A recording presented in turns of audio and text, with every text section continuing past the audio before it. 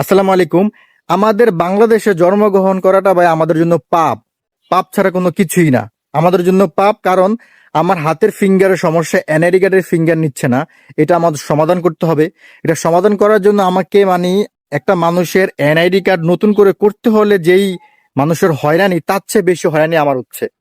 তারা মুখ দিয়ে বলতে পারতেছে না যে আপনারা আমাকে কিছু টাকা দেন, তাহলে আপনার কাজটা আমি সুন্দর করে করে দিই। এটা মুখ দিয়ে বলতে পারতেছে না। তারা আমাকে এই জায়গায় পাঠাচ্ছে, ওই জায়গায় পাঠাচ্ছে। আমার হাতের ফিঙ্গারপ্রিন্ট দিব, আমার চেয়ারম্যানের কিসের প্রয়োজন? আমি এই দেশের নাগরিক, আমি এই দেশের ট্যাক্স দিয়ে চলি। আমার হাতের ফিঙ্গারটা আমি চাঁদপুর উপজেলায় যাব, চাঁদপুর জেলায় যাব, আমি সেখানে গিয়ে আমি হাতের ফিঙ্গারটা দিয়ে ফিঙ্গারটা আপডেট করাবো। এটার জন্য আমার কেন চেয়ারম্যানের সার্টিফিকেট লাগবে, চেয়ারম্যানের পত্রায়ন লাগবে? কেন চেয়ারম্যানের পিছনে আমাকে ঘুরতে হবে? ওনারা আমাকে এত হয়রানি করছে, লাস্ট পর্যন্ত আমি আজকে চেয়ারম্যানের কাছে গেছি। চেয়ারম্যান ঘুমায়। এখন বেলা বাজে 11টার উপরে, এখনো তিনি ঘুমায়। আমি যখন ওনার কয়েন বিল টিপ দিছি ওনার বাসার, ওনাকে যখন নক করছি, উনি আমার উপরে রাগ দেখাইছে যে আপনি কেন এমন করতেছেন, চেয়ারম্যান ঘুমাচ্ছে। আমি বললাম যে উনি ঘুমাচ্ছে, আমার একটা কাজের প্রয়োজন। উনি তো এখানকার প্রতিনিধি।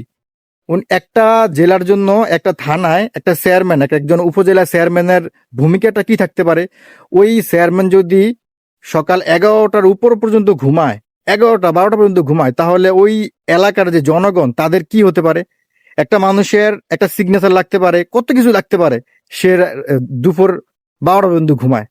মানে লাস্ট পর্যন্ত আমি ওখান থেকে আর কি, ওনার যে পত্রায়নটা, ওনার একটা সিগনেচার দরকার, আমার ওটা আমি আনতে পারিনি।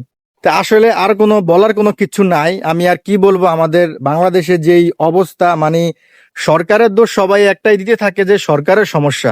কিন্তু সরকারের সমস্যা তো পরের সাবজেক্ট, কিন্তু সরকারের যেই কর্মচারী থাকে এক একটা অফিসে, তারাই মেন সমস্যা। তাদের কারণে সরকারের বদনাম হইতাছে, এছাড়া কোনো কিচ্ছু না।